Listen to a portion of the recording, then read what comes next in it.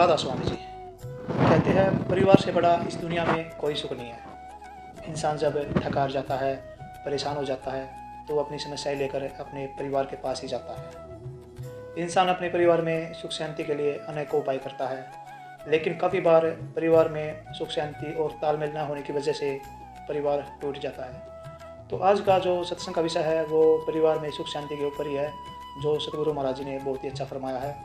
तो आप भी अगर अपने परिवार में सुख शांति प्रेम चाहते हो तो सत्संग को आखिर तक सुनना और इन बातों पर पूरा अमल करना। राधा स्वामी। घरों में प्यार प्रेम रखो, शांति रखो, सेवा करो, जबान से मीठा बोलो। घरों में थोड़ी मोटी बात को तुम इतना बढ़ा के इतनी परेशानी पैदा कर लेते हो कि तबाह हो जाते हो। कितने लोग मेरे पास आते हैं, आके बेचारे रोते हैं और कहते हैं कि जी मेरा घर बर्बाद हो गया। बुराई के रास्ते पे चल पड़ते हैं। समझदार ज्ञानी होके, पढ़े लिखे होके, उनके पास चार पैसे हो जाते हैं बुराई के रास्ते पे। या तो झगड़े मुकदमे करते हैं, या शराब कबाब की ओर चल पड़ते हैं, या लड़ाई झगड़े दंगे करके कोर्ट कचहरियों में घूमते हैं। किस लिए वो पैसा तुमने कमाया? किस लिए तुम एक झूठे अहम के कारण? अरे इससे अच्छा तो चार पैसे उसको दे देता तो झगड़ा भी खत्म था, वो भी खुश हो जाता और झगड़े मुकदमे से भी बच जाते। लेकिन वो समझ नहीं है। इंसान बर्बादी के रास्ते पे चल पड़ता है। उसका चलने का कारण यही है कि उस परमात्मा को जब भूल जाते हैं हम, तो उसको सभी रोग व्यापते हैं। परमात्मा को जो भूल जाता है उसको सभी रोग बीमारियां लग जाती हैं।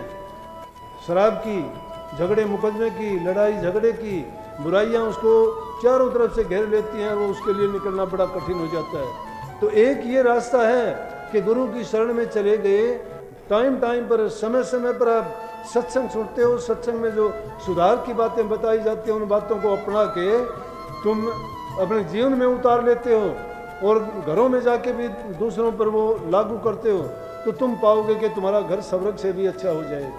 वहाँ कुछ करने की ज़रूरत नहीं। जिस घर में प्यार प्रेम और शांति होती है, उस घर में यूँ समझो कि प्रभु का ही वास होता है, लक्ष्मी का वास होता है।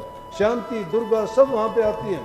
अब पहाड़ों पे और मंदिरों में और तुम मंडपों में जाके न माँ की पूजा करते हो, माँ तो तुम्हारे घर में बैठी हुई है।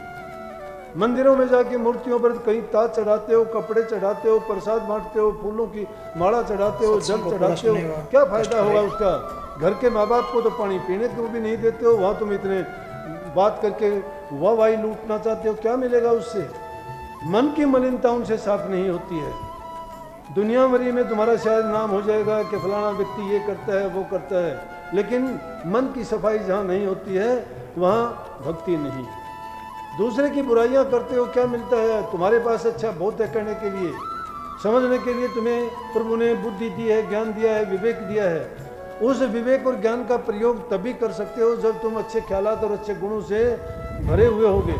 जब बुराइयाँ उसमें भर ली गई हैं तो जब भी खोजोगे बुराइयाँ निकलेंगी अपने हृदय के अंदर से।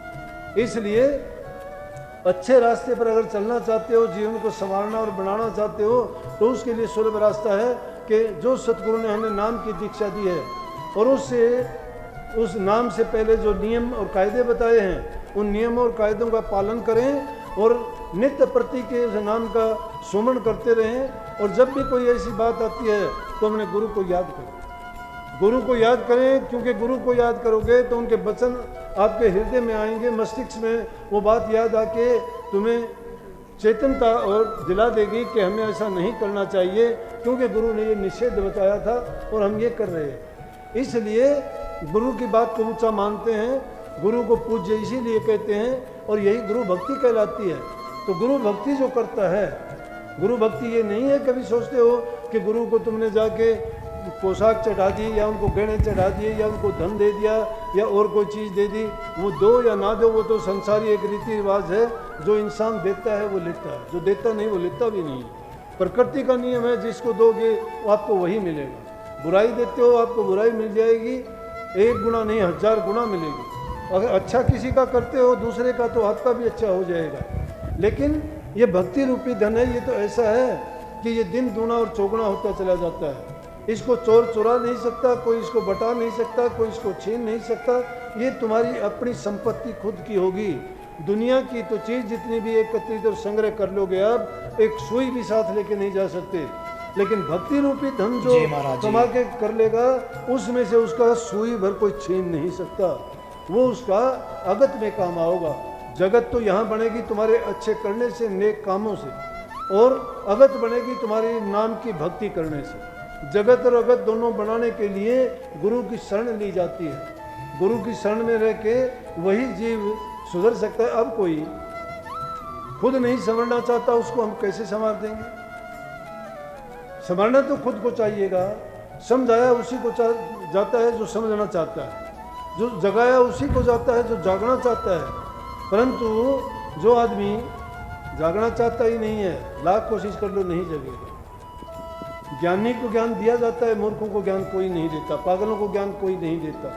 हमारी जरूरत है, इसलिए गुरु के पास जाके वो ज्ञान लेके अगर हम नाम की कमाई करते हैं तो हमारा कल्याण निश्चित रूप से होता है, उसमें किसी की दखल नहीं है। परंतु हम उस मौके को, उस अवसर को चूक जाते हैं। और इतिहास के पन्नों को अगर देखोगे तो किस किस के धनवान यहाँ नहीं रहे, बलवान यहाँ नहीं रहे, बड़े बड़े राजे महाराजे यहाँ नहीं रहे, तो किस चीज़ की हमें गफलत है? इसीलिए कही कि तेरे सिर पर गरजे बैरी काल गाफिल कैसे, कि गाफिल किस प्रकार से है, किस बात की गफलत है, गुमान किस चीज़ का? शरीर का गुमान है। अरे कल को रोग ऐसा लग जाएगा, तुम शरीर तुम्हारा नहीं रहेगा, बेकार हो जाएगा। देख देख के पूरी जिंदगी पछताते रहोगे कि क्या था, क्या हो गया। ताकत का करते हो, ताकत की यही हालत होगी। धन की करते हो, चोर चुरा लेंगे, आग लगी, धन खत्म हो जाएगा। कोई और कमी आ गई, धन चला जाएगा। रोग बीमारी तकलीफ आ गई, डॉक्टर वैद्य हकीम ले जाएंगे तो धन चला जाएगा, टिकने वाला नहीं है। क्या करोगे फिर? जब वो चीज़ कोई भी रहने वाली नहीं है तो उन चीज़ों को पाके गफलत नहीं होनी चाहिए। गाफिल जब हो जाता है इंसान तभी धोखा खाता है। जो आदमी, उसकी गठड़ी कौन छीन लेगा? जो अपने पैरे पे जागता है। जो अपने पैरे पे जागता रहता है उसकी गठड़ी कोई नहीं छीन सकता। लेकिन जो सोया रहता है उसको तो वही चपत लगेगी।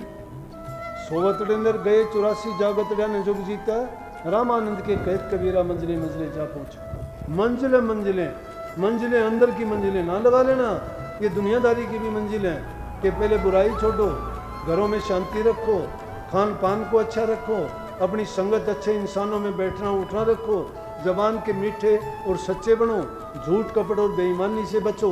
ये सारी की सारी पैड़ियाँ हैं। ये सारी जो मंजिलें, ये मंजिल हैं। मंजिल दर मंजिल इन बुराइयों को त्यागना पड़ेगा।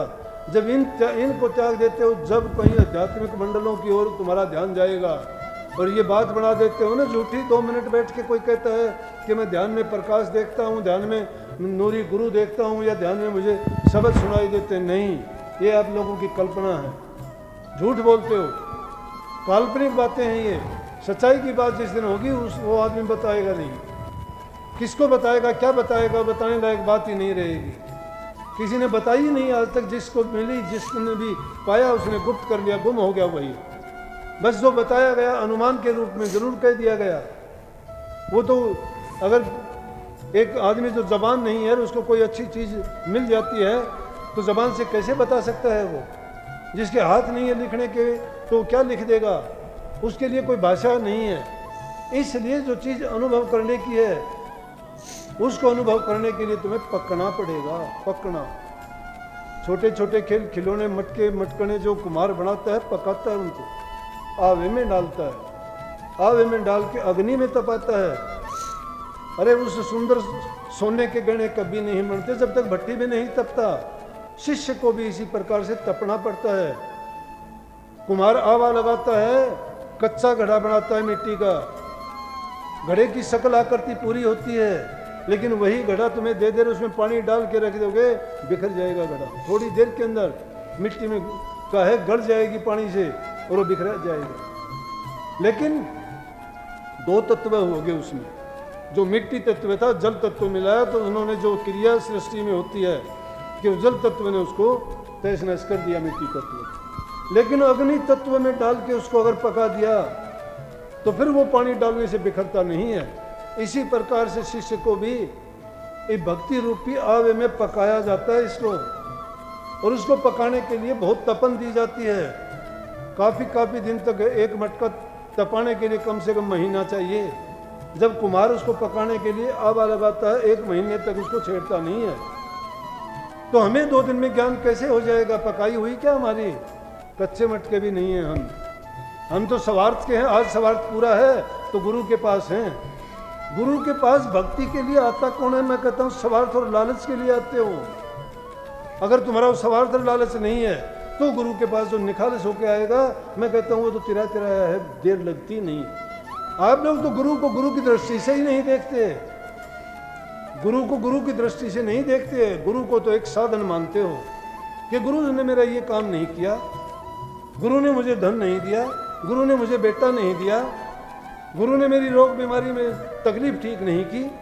तो गुरु को गुरु कहाँ माना आपने? गुरु को तो व्यापारी मान लिया, गुरु को तो वैद्य डॉक्टर मान लिया, गुरु को तो एक पंसारी मान लिया। मुझे ये दे देते, मेरा वो कर देते, मुझे वो दे देते। गुरु ये है क्या? गुरु के पास धन ज्ञान का है, उसके ग्राहक कितने हैं?